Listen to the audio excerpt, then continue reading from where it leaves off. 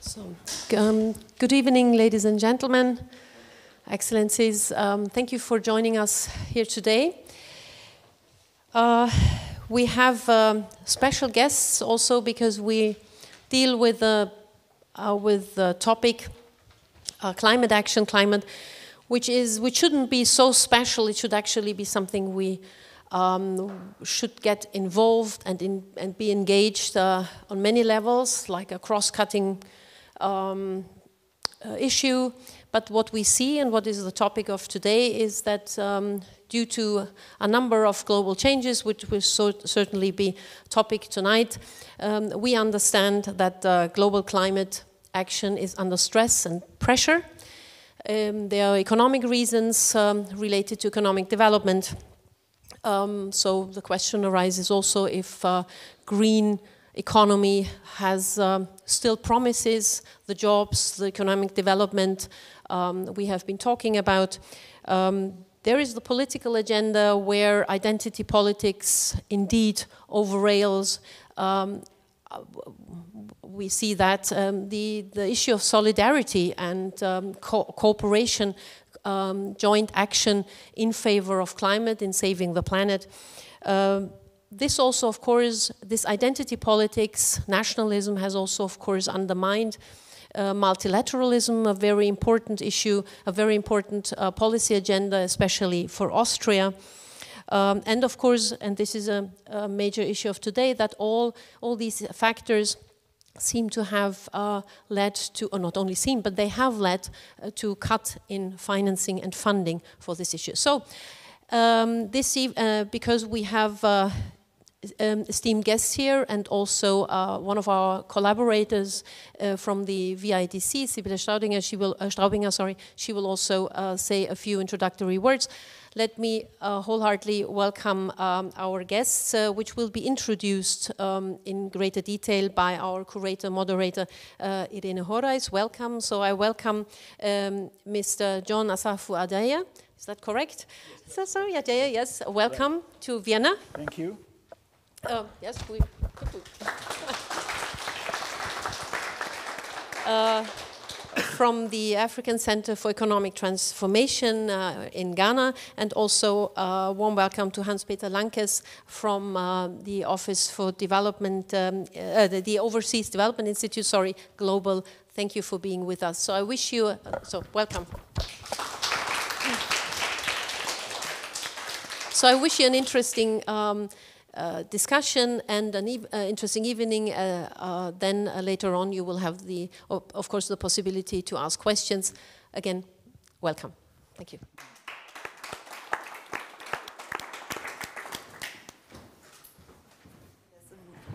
Warm welcome also from my side. It's a pleasure to welcome you, and I'm very glad that you managed to come tonight. Yes, we organized or the Bruno Kreisky Forum organized this event together with the VIDC, the Vienna Institute for International Cooperation and Dialogue. And we are a Viennese think and do tank, as we like to call ourselves, and I'm the managing director of the VIDC. My name is Sibylle Straubinger. So let me just say a few introducing words, because today we are less than 2 weeks away from the COP30 in Brazil. We already know that the main issue there will be the mobilization of climate finance. And at the climate conference last year held in Baku, Azerbaijan, developed countries committed themselves to increase financial contributions to developing countries to at least $300 billion per year in order to support climate mitigation and adaptation measures. Actors are supposed to scale up financing to developing countries to at least $1.3 trillion per year by 2035. This sounds like a lot of money, but in 2024, world military expenditure rose to $2.7 trillion, and military spending has increased every year in the last decade. So this can show us that it's not a problem of lack of money, but of political will. So it's definitely important to mobilize more climate finance, but we should also be careful under which conditions and where it comes from.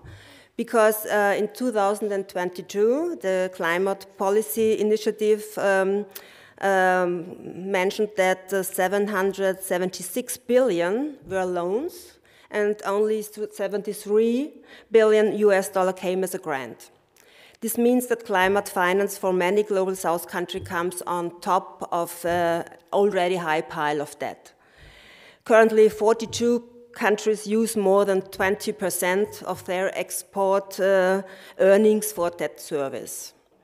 And at the same time, only 2% of all renewable energy finance goes to Africa. So investment streams are still bypassing Africa, while tremendous sums flow out of the continent by debt repayments or also illicit financial flows. So it's the outlook. But the outlook is not entirely gloomy, no, because there is a reliable source of income for countries and thus a reliable source for climate finance as well. And this source are tax revenues. But most states struggle to receive enough income, especially the poorest countries. A big part of this problem are international tax rules that still allow big corporations, also the wealthy, to evade paying their fair share of taxes. And those rules also discriminate many countries of the Global South. But because of an allocated effort of African countries at the UN, there is hope. Negotiations have started for a UN tax convention, with all countries having an equitable seat on the table. And this next negotiation round will be held exactly at the time of COP30. This process could lead to a fairer allocation of taxing rights and more tax revenues for all countries except for the tax havens. And making the world's richest and biggest polluters pay could deliver public climate finance for the Global South. So the message we receive from Africa today is something like take us seriously, and we are defending our interests. And so was also the tone of the second African Climate Summit at Addis Ababa in September, where in the final declaration, African leaders not only asked developed countries to honor their commitment and also to scale up grants. They also stated that Africa is not merely a victim of climate change, but also resource-rich and a proactive force in developing innovative and inclusive and sustainable solutions. So with this uplifting message, I would like to hand over to our moderator, Mrs. Irene Horejs. And Mrs. Horejs was director of DG ECHO, the Directorate General for European Civil Protection and Humanitarian Aid Operations, and represented the EU as ambassador in Peru, Mali, and Niger. So the floor is yours, and I wish you an interesting evening. Yeah. Thank you very much, Sibylle. So, Sibylle, you have, of course, advanced a lot on the topic of this evening, I think. So just to say, yeah, we have organized this event because we are very close to COP30. It starts on 11th November. And at the same time, I think if we read the newspaper, Hurricane Melissa shows us how urgent climate action is. Yeah? And we know that we are heading towards the 1.5 degree target, to surpass this 1.5 degree target in Paris. We have crossed this year a tipping point in climate change with the disappearance, with, the irreversible destruction of warm water coral reefs. And the next tipping point will be the collapse of the Amazonas rainforest. I do not know if that's why the COP will be in Belém, but it may be certainly not by pure coincidence. So in Belém, of course, there will be a lot of different issues at stake. And I just want to add one of the to the climate finance. So in Belém this year, the countries which are signatories to the Paris Agreement should also present their climate action plans, and to see to what extent they are contributing, so their nationally determined contribution to the mitigation goal, to reduce emissions. And this COP is the first COP where there are no clear Western champions. So the US has stepped out of Paris. Europe is weaker than ever. The EU has always been a champion in pushing for climate action goals. And this year, I think we all know that well, that the EU in that sense is in a very sad position, I think, in a very sad state for all of us. And then, of course, a big issue is the climate finance, as Sibylle had already mentioned. So we have this 300 billion goal, but at the same time, the official development aid at the beginning will be reduced about 30%, will reduce 30% in this year, not only by the first move of Trump when he came to office, but also by the reduction of nearly all European countries who are reducing development support, of which part went to climate finance, and this isn't going to come back. So in this present context of political uncertainty, so what can we expect to come out from COP30?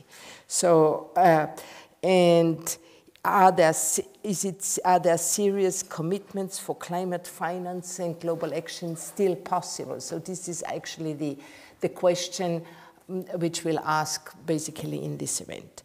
And what can we expect for this COP30, specifically also for Africa and for the EU-Africa relations. So I'm very glad to welcome here our two distinguished experts on the panel. John, I will not say everything of your CV because it's just too long.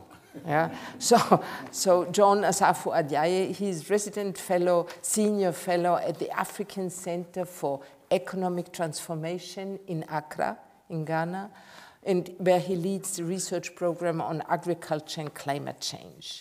So John was associate professor of economics at the University of Queensland, Brisbane in Australia. So from 93 to 2020, so for 27 years indeed. So his research, he has an extensive track record also in research and consultancy in agricultural economics, energy economics, climate change, economic development in a large variety of African countries, but also in Australia, Indonesia, Fiji, etc. So Hans-Peter Lankes is Managing Director and Deputy CEO of ODI Global. You are also visiting professor at the London School of Economics, and you are also a senior fellow at Oxford International Growth Centre. Hans-Peter served on several G20 panels. I don't specify them all if you allow. So, his research focuses on climate and development finance, on the reform of multilateral development banks and sustainable growth. And before coming to ODI, Hans-Peter was Vice President of Economics and Private Sector Development at the European Bank for Reconstruction and Development. Huh? At the IFC, I see. You did too much things. Yeah, so I'm traveled. And you served also in various management roles at the European Bank for Reconstruction and Development and the IMF. So, very warm welcome here, and we are very glad to have you here.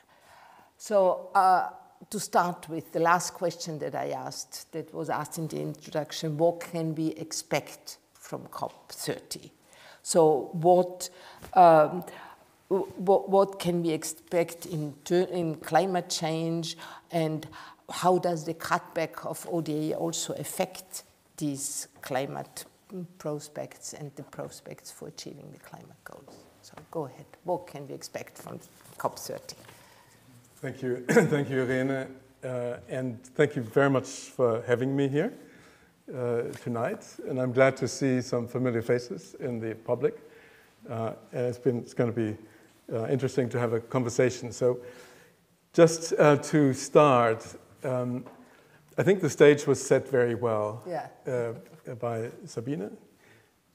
Sibylle, sorry. It was set very well, and it's sort of a mix of gloom and some green sprouts. And I think that that's kind of the theme that I would like to project as well. So there's enough reason for gloom. We know that the whole climate agenda is under great pressure. There's also a bit of fatigue with the COP process. Lots of commas and punctuation and sort of a very inward-looking process. But at the same time, I think we need to look a bit at the big picture, the multilateral process, the COP process. If we say, of course, it goes back to the 1990s, but if we say in 2015 it was given the task of guiding policies towards a 1.5 global warming. Well, we had 1.5 this year, probably going to fall back below again. And we're looking at, on current trajectory, at about 2.6, 2.7 from what the scientists say of global warming later this century. But in 2015, at the time of the Paris Agreement, the projection was over 4 degrees. And so measures have been taken to curb that increase, so that now 2.6, 2.7 is not low enough, but it is already quite an achievement. And this has come about by the collective action of many different countries, governments, of private sector, of others, that have changed, that have begun the transition, that have begun the energy transition, have begun the climate transition. If you look at what individual countries have done, it's quite impressive. If you look at China, for instance, where I think almost 60% of global renewable energy increments are being sort of new plants, capacities being created in China. If you look at the last year, 2024, over 90% of global additional capacity in power production was renewables. If you look at also at the use of energy, for instance, mobility, electric vehicles accounted for 25% of all global new sales of vehicles. That still has some further to go, obviously. But this has been the result of this tortuous process of coming to agreements at a global level year after year. And so as much as we might be frustrated with the COP process, and we will be frustrated again, I'm sure, this time, there has been an impact. There has been a reshaping of narratives. There has been an ability to set a framework for governments, for the private sector, for civil society to think and act in. And that has had real positive consequences. So now looking at COP30, perhaps just a sense of what I feel are the areas to watch. One, Irene has already mentioned, that's the NDCs. I hear that there will be at least 125 countries with an NDC this year, which is a significant increase.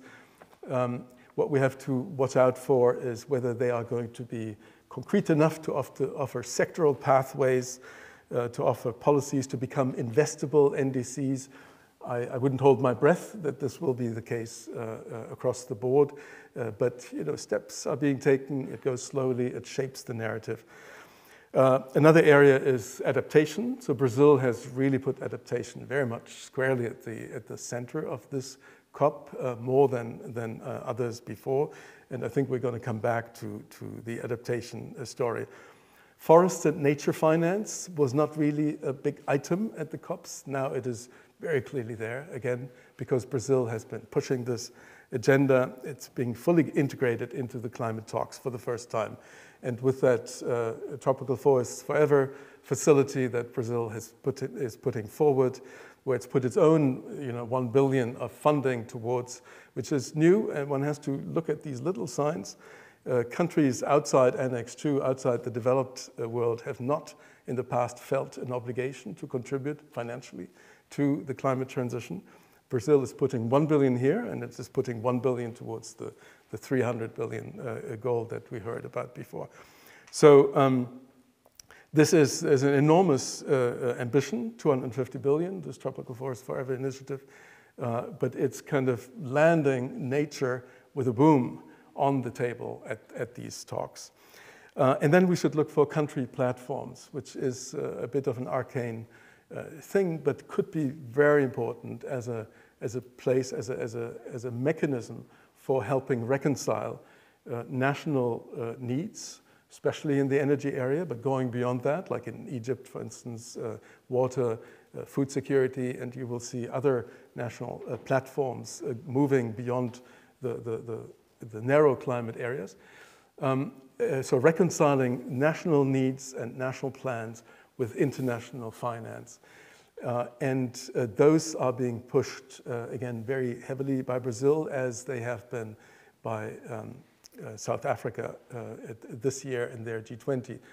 And we would expect, I think they expect between a dozen and 20 new country platforms to be announced.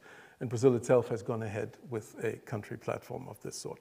So it's good to look for these areas and how to approach them. The one that I want to get into a little bit more also in our conversation is finance. Finance is going to be very central, as it has been in a couple of past COPs. What's special this time is that Brazil has created a circle of finance ministers to work sort of in parallel, but increasingly intertwined with the COP. And that's a big deal, because finance ministries have in the past not felt terribly committed to the COP process. That was kind of these environmental people and the foreign ministries, and we don't, this is not really our thing. To bring the finance ministries more closely into that discussion with their own plans, with their own, hopefully, commitments, is a big deal in terms of the dynamics of these kinds of events. And this Circle of Finance Ministers is producing. So 2 weeks ago in Washington, they launched their report.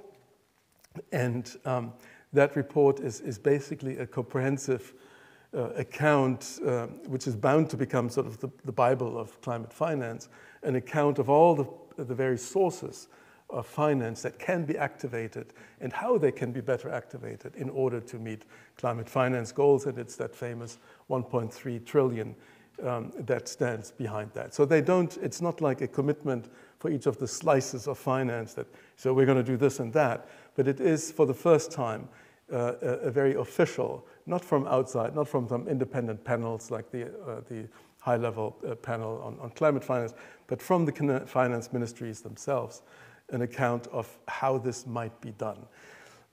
And that is going to feed the Baku to Belém roadmap, which is squarely part of the negotiations in Belém. The Baku to Belém roadmap is the sort of a concrete sense with milestones of how one might get to those 1.3, of which the 300 billion are one component. That will be a short document. They say less than 10 pages, which is for a UN process absolutely overwhelming. And that short document is meant to set out for each of these, the various types of finance, how one might proceed over the future. I don't think it will be like adopted in a formal sense. It will probably be noted or welcomed or something, which is going to fall short of a full commitment. But like other things in the COP process in the past, it is going to begin to shape the conversation, and it's going to begin to shape what governments might want to focus on going forward. I hope that Circle of Finance Ministers is going to remain. I think that's the intention, and that it will become a permanent addition to the broader COP framework in the future? Just two very short understanding questions. So if you say, so these national platforms, so the country platforms, do we understand something like a country development plan which integrates different sectors and is a kind of full country investment or development plan? First question. And second one, is this the circle of finance ministers? Which countries are there in this circle of finance ministers? And do we expect a new championship from BRICS, for example, from BRIC countries? So last question first. The circle of finance ministers right now has 32 finance ministers that have signed or endorsed in various ways this report. And they include 6 of the 7 G7, and they include most of the G20. I'm not 100% sure whether it's 19. Certainly does not include the United States at this point. And then a number of other significant countries. So this is a group of finance ministers that represent a very large share of the global economy. So it has considerable weight from that perspective. On your first question, these country platforms are an outgrowth of what was called the Just Energy Transition Platforms, JETPs, which were launched in Glasgow, COP26. And there were, so South Africa was the first, and you had Vietnam, Indonesia, Senegal that joined that. And then those were sort of mixed experiences. I think South Africa is actually beginning to show some fruit, and Indonesia, things got a little bit stuck. Out of that came the sense that it would be good to find a mechanism at government level to focus efforts to identify the investment needs that are connected to the transition, to the climate transition, to the energy transition in particular, and to find a more organized way of interacting with international finance. And that's not just official, it's also private finance. And so that is this country platform, which is a very generic term. There have been lots of country level planning efforts in the past. The lessons from those has been that these country platforms ought to be very focused on a very small number of sectors, and that they ought to be fully government country driven. And there are various tricks that the guidance on this issue is putting forward to ensure that that's the case. So the G20 has taken this up. The Saudi Arabian G20 was the first to set out sort of the concept of these country platforms, and successive now with the South Africans, they have under the G20 have also issued guidance. Brazil before created a task force on climate and development that issued guidance on country platforms. So it's been coming from these various angles. Thank you very much. So that means that actually, so the COP fatigue is not so justified because there is new push coming from other countries and from countries we didn't. So and the fatigue may come from the fact also that we have a tendency to look at ourselves, I think. So, John, just to go, I think we see also the greater commitment to climate action in Africa, because even if African countries are struggling with debt, lack of employment for youth, with problems in agriculture, the need to rebuild economies, etc. So, but even so, African countries have organized their second African Climate Summit, which they have been doing. The first one was in Kenya, and second one now in Addis Ababa, like Sibylle already mentioned, which is a kind of new thing. So, which means that there are also champions in Africa and commitment in Africa for climate action. So, could you tell us, so what is the explicit goal or the priority in climate action for African governments? And do you have champions in that? So can you give us some examples shortly? Thank you, thank you. Before I start, I'd like to thank you for inviting me to Vienna. It's my first visit to Vienna. Unfortunately, I have to leave early tomorrow morning to go back to Accra. So I hope I'll get another invitation so that I can look at the wonderful museums. Right. So, yeah, you talked about the Africa Climate Summit. Yeah. But before I get to that, let me quickly add something to the debt situation. Yeah. So currently, about 80% of indebted low-income countries are in sub-Saharan Africa. Mm-hmm. And over the past decade, the cost of borrowing and interest have gone up by 174%. So some countries actually have to borrow to deal with climate emergencies. And of course, they are not getting favorable terms. So with the decline of official development assistance, the debt issue is very important. It's affecting us. And just quickly, there's also a vicious cycle between the debt issue and the climate crisis. So what do I mean by that? Countries borrow to respond to emergencies. And their borrowing costs rise, which means that their credit ratings also rise, which means it's more expensive for them to borrow. And so what is happening now is that countries are exploiting their natural resources to raise more revenue for climate action. So for example, in Ghana, where I come from, they're cutting down trees, including cocoa trees, for gold mining. And this is increasing emissions. It's causing environmental problems, pollution, social problems. And this is not allowing them to take climate action. So it's caught in a vicious cycle. So the debt issue really will be a big point at COP30. Yeah. So now to come to your question, both the first African Climate Summit and the second one has shown strong commitment to net zero, or low carbon, I should say. Even though Africa is the continent most affected by climate change. But they see climate now not as a challenge, but it's as an opportunity for green growth. And so they realize that they could actually create decent jobs by adopting low carbon strategies. So 45 out of 54 countries have provided updated nationally determined contributions, NDCs. And they have very ambitious targets.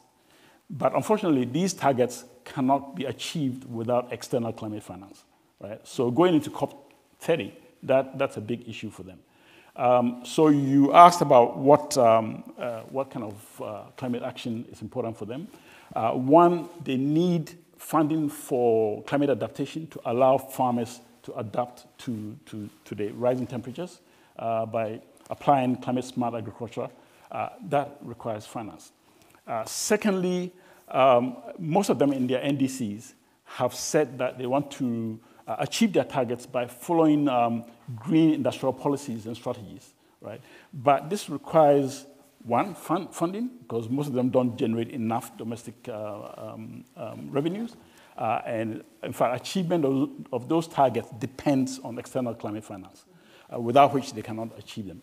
But it's not the only problem. They need technology transfer from the global north to the African countries and other developing countries. And this is actually reflected in some of the programs like the EU's Global Gateway Initiative. But a lot depends on how these programs are implemented. In fact, the ones that have been signed with Namibia, Zambia, and South Africa is still negotiating. But the past ones, like Namibia, was signed in 2022, it hasn't delivered expected returns. So going forward, there's a need for us to look at these partnerships to make sure that it works for local communities. Currently, it sort of reinforces the extractive dependencies because most of the processing is shipping raw materials to Europe. And what the countries want is actually more value addition and beneficiation in the countries to generate more jobs. So hopefully going forward with the new ones, maybe this can be included in the MOUs that have been signed.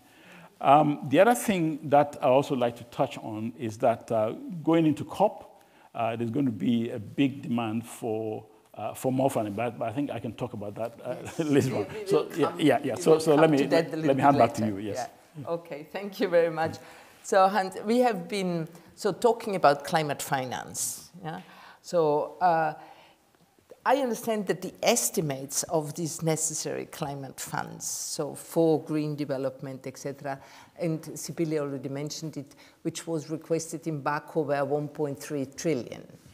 And it has been negotiated down to the 300 billion. But now we have the reduction of ODA, we have Trump new tax policies, the US are out of the picture. So is it still a realistic goal? So are the 300 billion still a realistic goal? Is it realistic in this Baku to Belém road that Belém will come up with a more ambitious financial target, or at least the accomplishment of the target which has been set? And perhaps just to add the second question, so if it is with shrinking ODA, of course, private sector finance is becoming more important. So what are the different means, so the possible sources of finance where this money should come from?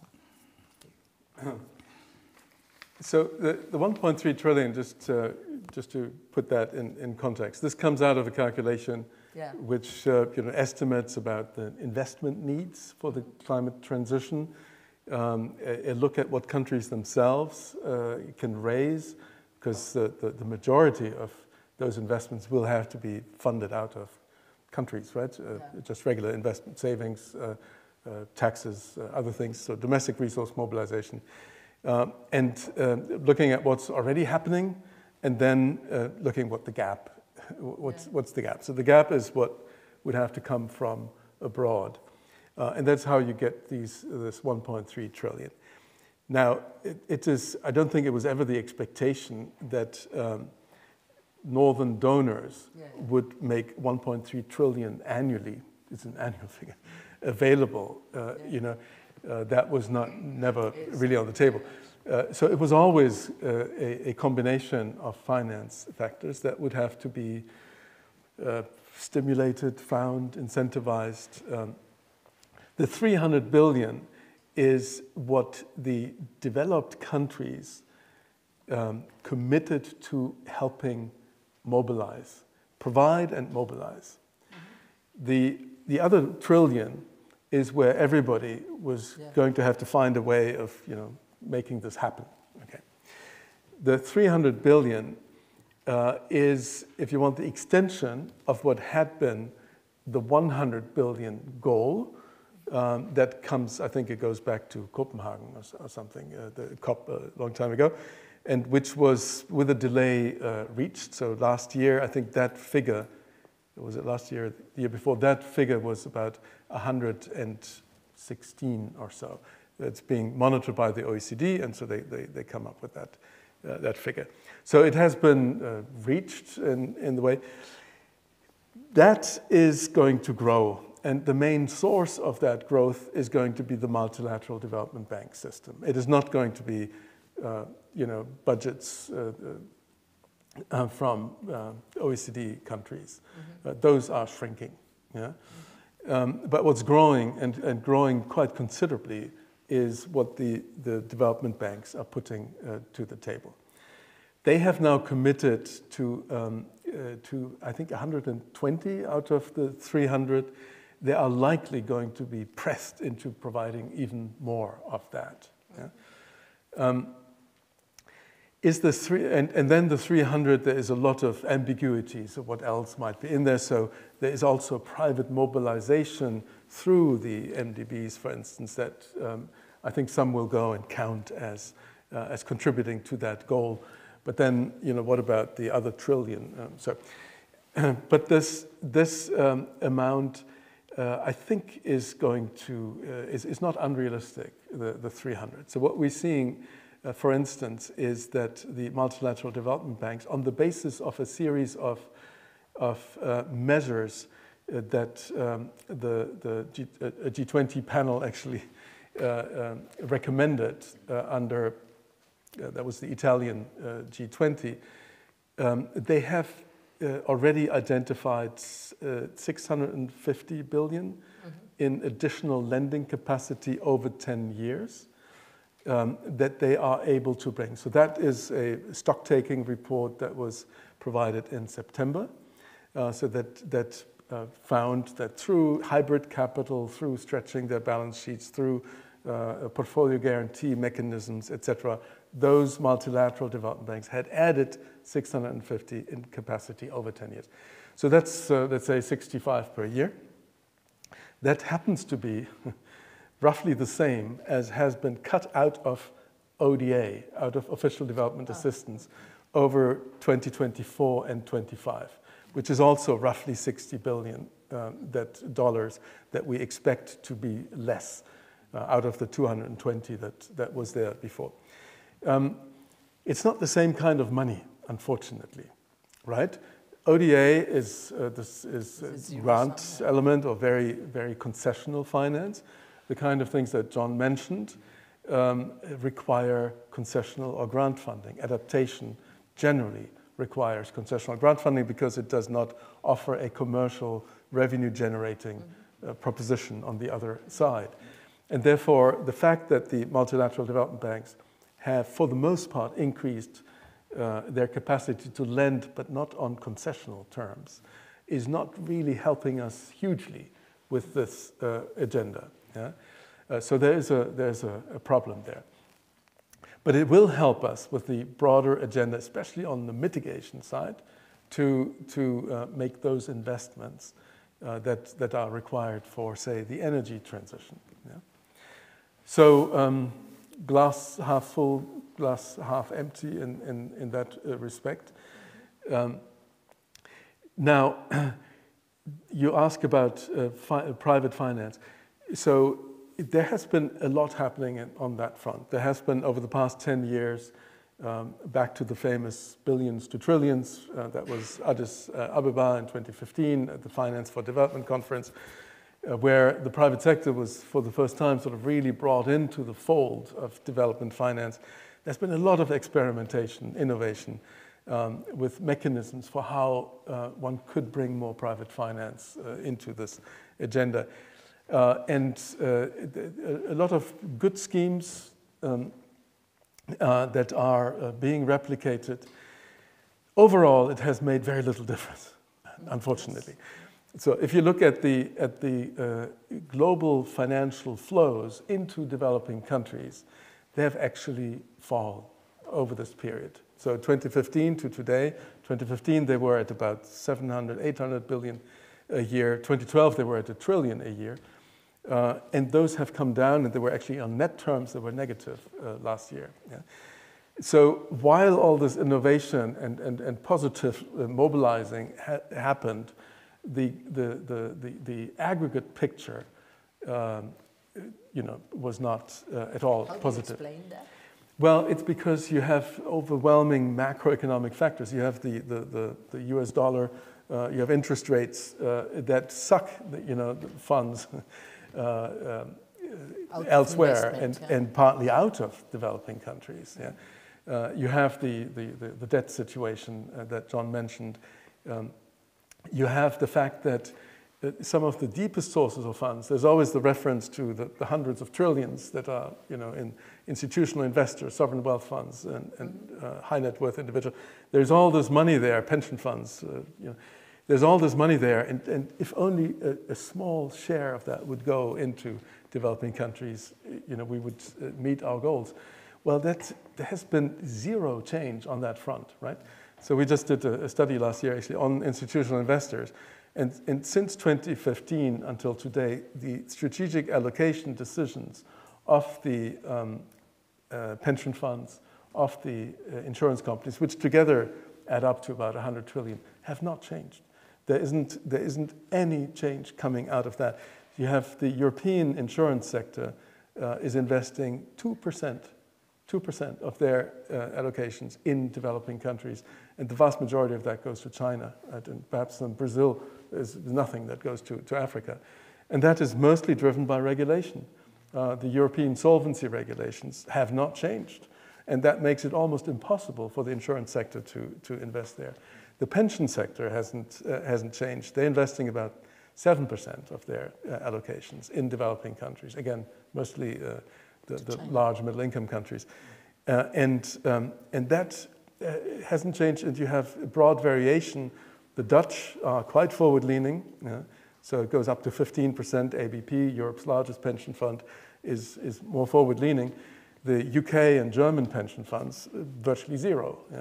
And that has not changed. So all our rhetoric and all our efforts to create financial engineering around de-risking and platforms here, platforms there, for how to bring blended finance or how to bring private finance down, is in the end playing within a limited field where the big levers have not really been mobilized, and we're still there today, right?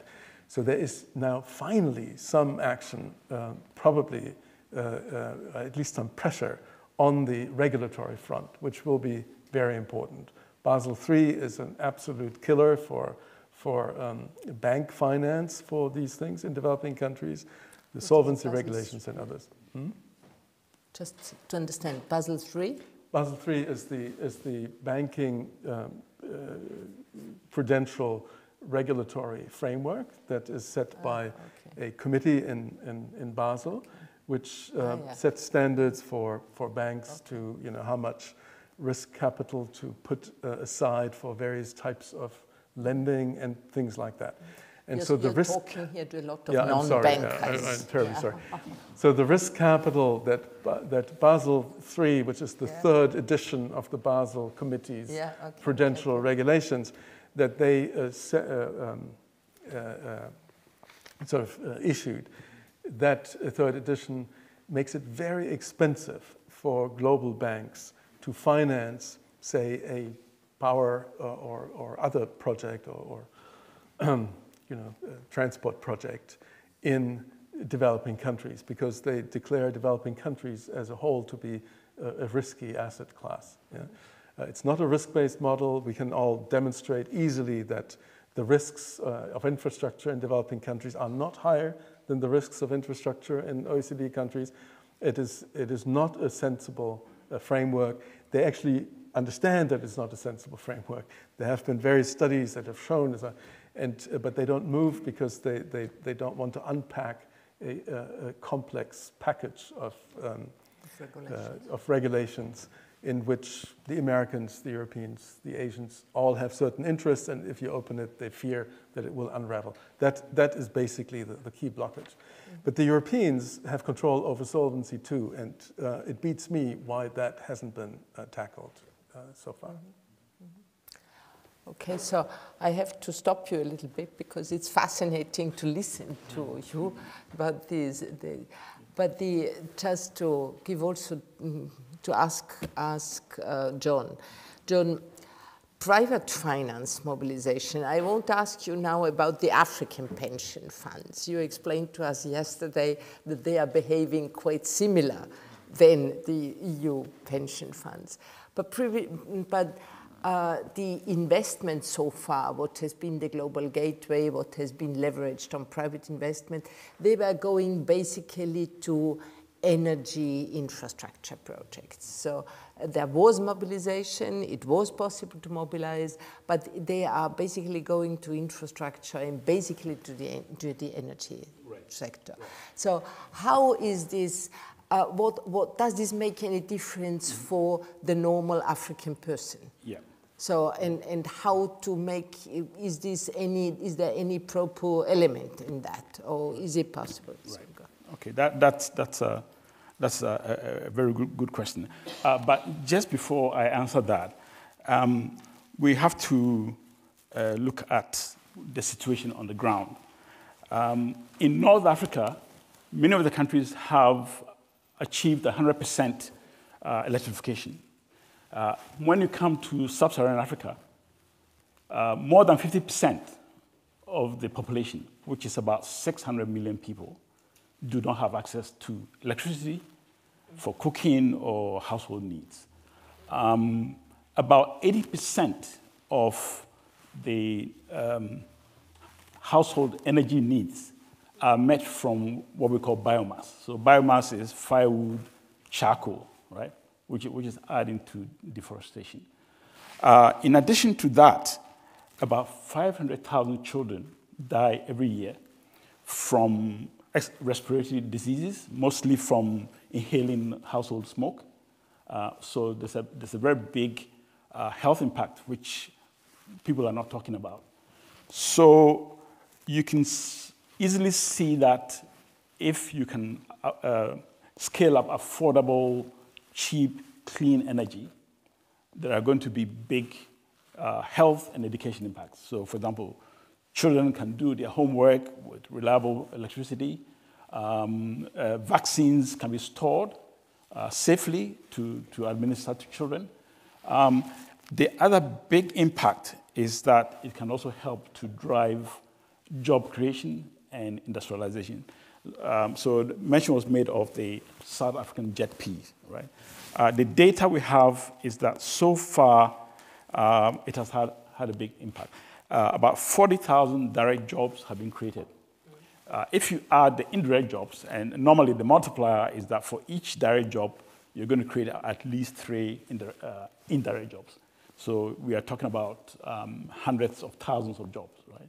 So this is going to help to reduce poverty, right? And it's also going to promote industries, especially among small and medium-scale enterprises. So you can easily see that the impacts will be very great. But the question is, how can they do that? You know, and so far, it really goes back to what I talked about in the sense that we need these investments to actually have effects on local industries. You know, even when you're talking about industrialization, you want to drive green industrialization by scaling up infrastructure, investments in infrastructure, and also you want to make sure that these investments are in areas where local people benefit, right? And the problem with the Global Gateway Initiative that I mentioned before is that it's not doing that, right? And it's just facilitating the movement of raw materials to Europe for processing. All right. So we need the technology transfer, especially intellectual property. We need access to capacity building, and also we need the investment to come, and that's what we're hoping to achieve.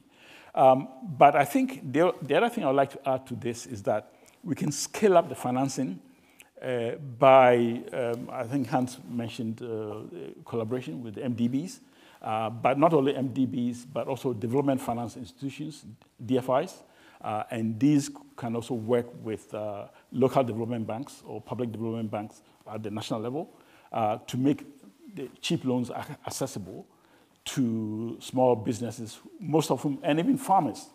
Most of them don't have access to capital because they cannot satisfy the requirements for loans. Right? So the idea is really to collaborate so that low-cost loans can be made available to farmers and also small businesses. And that will help to drive the low-carbon transition. Thank you. So just a last question. Thank you. I think that there are lots of questions with add to what you just said. But just a last thing before giving the floor to the public that we have to. Yeah. So, and I stay with you. Yeah. On the Africa Climate Summit, also African countries, we understand, forged a kind of common position. Yes. Also tried to forge a common position. So what will be the major claims or the major points that African countries will raise there. One, is there a common position? Yes. And secondly, what are the major points they are going to raise, or we can expect them to raise? So Africa has now advanced in the sense that they are now speaking with one voice. And that is, so going into COP30, they'll be speaking with one voice. So what can we expect? Mention was made about the 1.3 trillion annually. Africa's needs alone have been estimated at 250 billion a year, right? So it means that going into COP, they're going to push for a more ambitious target, because, if you add all the developing countries, even if we can get 1.3, it's not going to be enough. They are also going to push for more grant-based and highly concessional funding, which has been mentioned. They would want clarity about the money that we pledged, right? And they would like to know how much of it is going to come to Africa. So they don't want just promises, but they want specific numbers about what can they expect to get. In terms of the, I think mention was made of the international financial architecture. There's already a process of reforming the process, but Africa is going to push for it to be faster, to make more money available from the MDB. To have a seat also on decisive. Exactly. And then on the just energy transition, they are going to say that they don't want to be pushed on the net zero. They are already committed to low carbon, but they would say that they should be allowed to use some of their gas resources as a transition fuel, because they don't want a fast transition so that it will affect their development prospects, right? So the different countries have different targets, and they would like this to be respected. And not forced into rush transition. So some of them want to use also their natural resources in order for this transition. Yes. So with your permission, I do thank you very much here, and I want to stop and give give now the voice to the floor, and take questions from the floor.